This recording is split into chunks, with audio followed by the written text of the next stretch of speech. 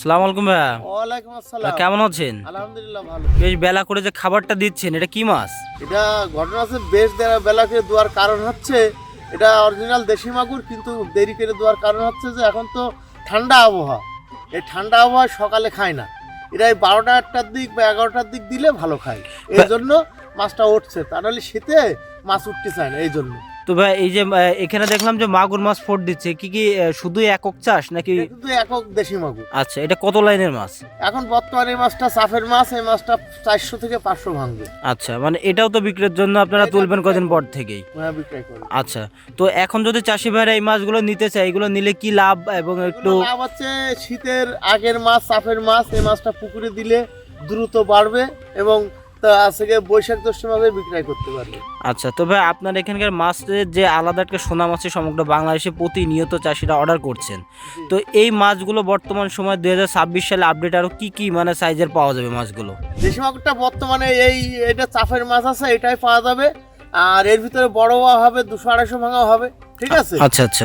আর এরপরে আপনার আর দেশি মাগুর পেতে গেলে চৈত মাসের অর্ধেক কেজি, এর আগে আর পাওয়া যাবে। এর আগে সব চাপের মাছ পাওয়া যাবে? এর আগে সব ওই সময় চৈত মাসের পর, এর আগে সব চাপের মাছ। আচ্ছা, তো ওর পরে দিয়ে নতুন মাছ বেরোবে। তো ভাই এই যে আপনার এখানে কতটুকু পরিমাণ জলাকার আছে? পানি তো কমে গেছে দেখলাম। এখন এখানে জলাকার 1.5 বিঘা আছে। কতটুকু পরিমাণ মাছ এখনো দেওয়া আছে এতে? মাছ ওই 30-40 হাজার মাছ আছে, এটা আনুমানিক আর কি, 50,000 হবে। আরো তো প্রজেক্ট আছে সেগুলো? আরো project আছে। এখানে পাতলা করে শীতের সময় একটু চাপে পাতলা করে রেখে দিয়েছি যাতে মাছটা ভালো থাকে, সেইভাবে রেখে দিই। তো ভাই পানিও তো কম, পানি কম দিলে অসুবিধা হয় না?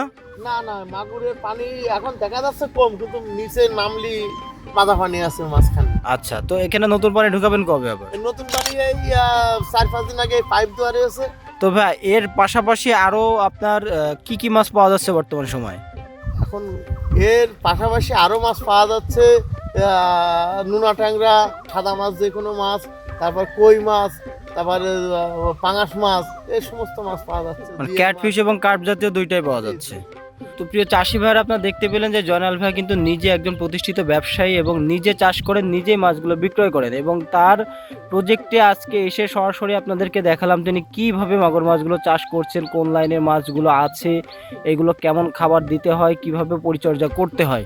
তো আরও বিস্তারিত যদি জানতে চান অবশ্যই জয়নাল ভাইয়ের সাথে যোগাযোগ করবেন এবং উন্নত মানের মাছের পোনা লাগলে ভাইয়ের সাথে যোগাযোগ করতে পারবেন।